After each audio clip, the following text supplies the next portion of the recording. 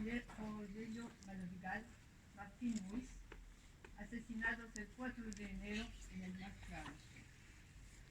Kiko Sabaté y sus compañeros no aceptaron el exilio, tampoco el obscurantismo y la represión policial del franquismo. Lucharon con valentía, fieles a los ideales de justicia social, de solidaridad y de libertad.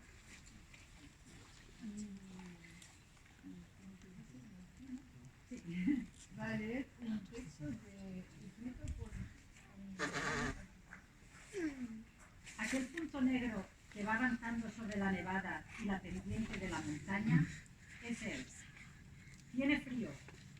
Sus botas de montaña, aunque bastante engrasadas, dejan pasar el agua. Las vendas de paño le llenan las piernas.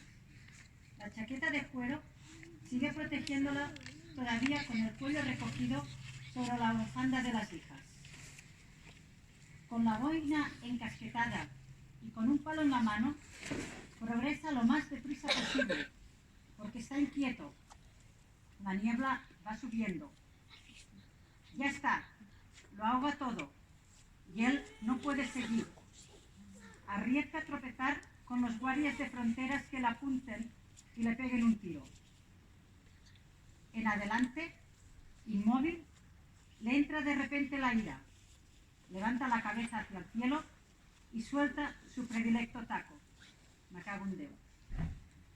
Entonces, como si fuera una respuesta, se desgarra la niebla hasta que puede divisar un edificio religioso en parte alumbrado. La alegría le ensancha el corazón. Es que de verdad lo conoce bien. Situado cerca del sendero empinado, suele ser un buen punto de referencia. Tiene que subir hasta el desfiladero antes que baje hasta Francia. Le queda media hora de día y lumbre, a lo mejor más. Ya se olvida del frío y a zancadas arranca de nuevo a marcharse hacia la promesa de un buen fuego y de una comida caliente en una finca amiga. Esta noche irá contando su aventura, tan ordinaria como extraña, como si fuera una buena broma, pero aquel recuerdo se le quedará clavado en la memoria. Paquita Sabaté.